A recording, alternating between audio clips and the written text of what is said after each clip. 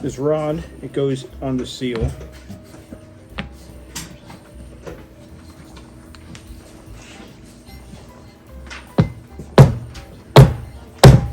Want to make sure it's down there flush. You just slide this in here. It goes fairly simple. Add this seal to the top. So the last seal he's putting in is a dirt seal, keeps the dirt out of the track adjuster. Okay. We want to make sure that thing's all the way down. Put it in flush. And then he's got the fitting on the end, and we'll turn that around so you can see the fitting and where that goes in. So that fitting, what that does is it seals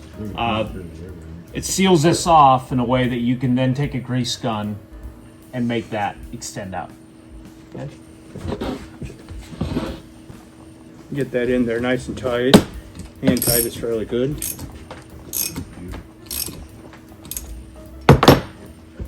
And he puts the plug on the end that keeps the dirt out of the fitting, right? Yep.